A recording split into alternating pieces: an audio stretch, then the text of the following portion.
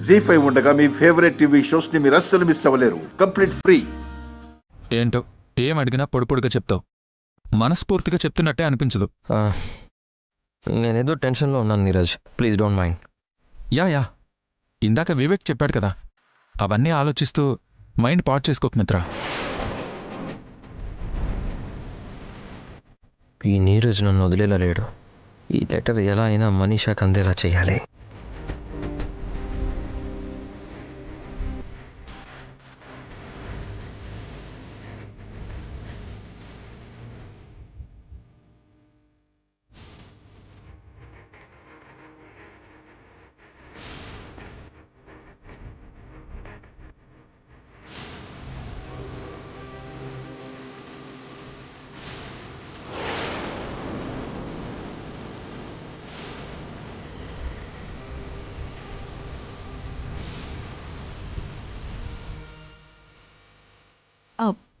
సరే అండి, బాయ్.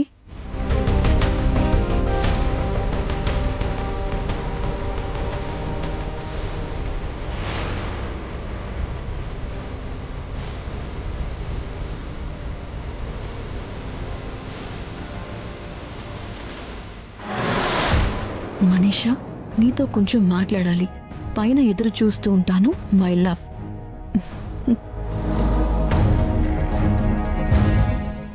మనీషా, ఏంటిక్కడ?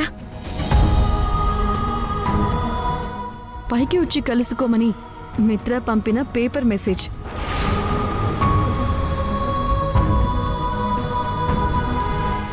చూసారా ఆంటీ, నేను వేసిన ఈ నిశ్చితార్థం అనే మంత్రం మిత్ర మీద ఎలా పనిచేస్తుందో?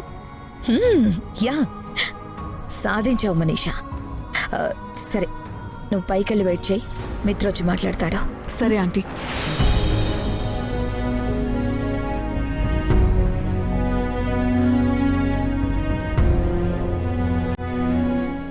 అమ్మా మనీషా, ఈ హారం చాలా బాగుందమ్మా. అరే, నీ చేతికేంటి?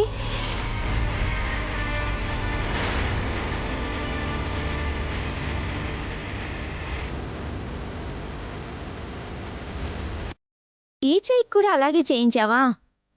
ఓ, చాలా బాగుందమ్మా.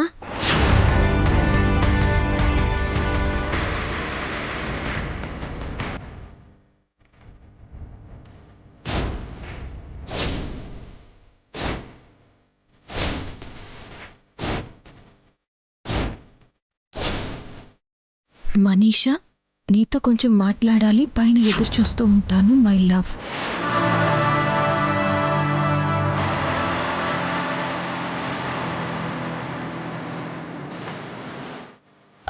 సరే అండి, మళ్ళీ కలుస్తాను. ఇది ఖచ్చితంగా మనీషాని ప్రేమించిన వాడే రాసుంటాడు. మరొకరు ఎవరు ఈ విధంగా రాసే అవకాశం లేదు. అంటే మనీషాని ప్రేమించిన వ్యక్తి ఇక్కడే ఉన్నాడా? మనీష ప్రేమించిన అతనికి పెళ్ళైపోయింది. ఇప్పుడు అతను మళ్ళీ మనీష జీవితంలోకి వస్తే అతని భార్య లైఫ్ కూడా పాడైపోతుంది. ఇప్పుడు మనీష కోసం మేడపైకి ఎవరు వెళ్తే వాళ్లే మనీషాని ప్రేమించిన వ్యక్తి. అతన్ని ఎలా అయినా పట్టుకుని తీరాలి. మనీష జీవితంలో ఎలాంటి సమస్యలు సృష్టించొద్దు అని అతనికి అర్థమయ్యేలా చెప్పాలి.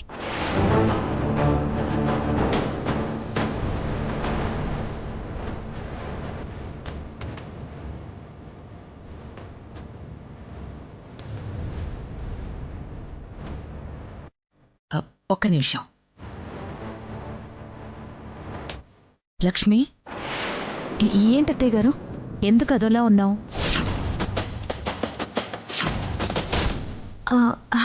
అదేం లేదత్తయ్య గారు. లేదు లక్ష్మి, ఏం లేదని మాటల్లో చెప్తున్నా ఏదో ఉందని నీ మొహంలో అర్థమవుతోంది.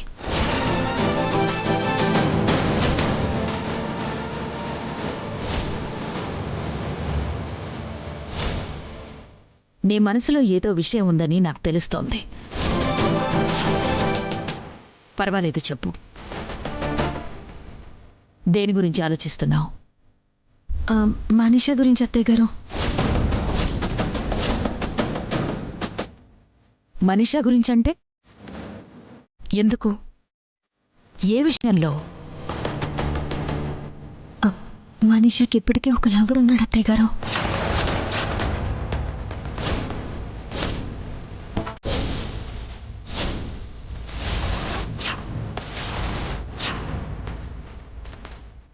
ఏం మాట్లాడుతున్నావు లక్ష్మి?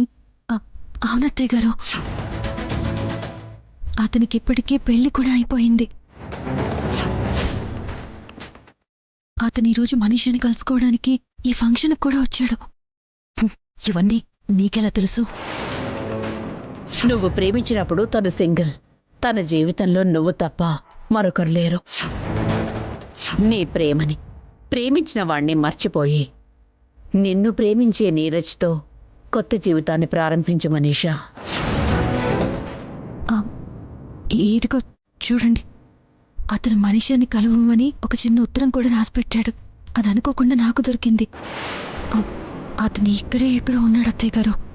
అతన్ని ఎలా అయినా పట్టుకొని తీరాలి. అసలు మిత్ర ఏం చేయాలనుకుంటున్నాడు? ఇప్పుడు ఎలాంటి పిచ్చి పని చేసినా ఇక్కడ అనవసరమైన గందరగోళం మొదలవుతుంది. దాంతో మిత్రకి మనీషాకి మధ్య ఉన్న ప్రేమ వ్యవహారం లక్ష్మికి తెలిసిపోతుంది. అదెట్టి పరిస్థితుల్లోనూ జరగకూడదు. అలా అవ్వాలి అంటే మిత్రని మనీషాతో మాట్లాడనివ్వకూడదు. ఏం ఆలోచిస్తున్నారు అత్తయ్య గారు? ఏం లేదు లక్ష్మి, మనీషా కోసం వచ్చిన వ్యక్తి ఎవరై ఉంటారా అని ఆలోచిస్తున్నాను. మీరు టెన్షన్ తీసుకోకండి అత్తయ్య గారు.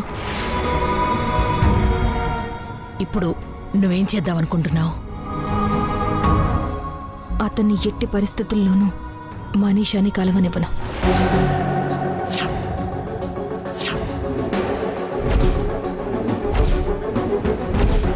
ఈరోజు మనీషాకి నిశ్చితార్థం జరగాలి. మంచి పని చేశావు లక్ష్మి. అలా చేస్తేనే నీ జీవితం బాగుంటుంది. నా జీవితం బాగుండడం ఏంటి? అది అమ్మా లక్ష్మి,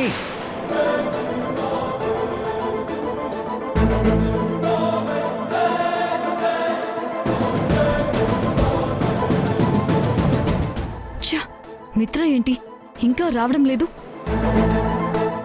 వచ్చి ఆ గుడ్ న్యూస్ ఎప్పుడు చెప్తాడని నేను ఎదురు చూస్తుంటే తను మాత్రం వచ్చేలా కనిపించడం లేదు.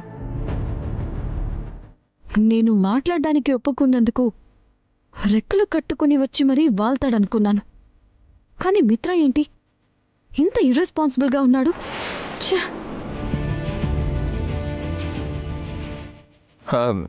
నీరజ్, నాకేదో ఫోన్ వస్తున్నట్టుంది. You carry on. సరే మిత్ర.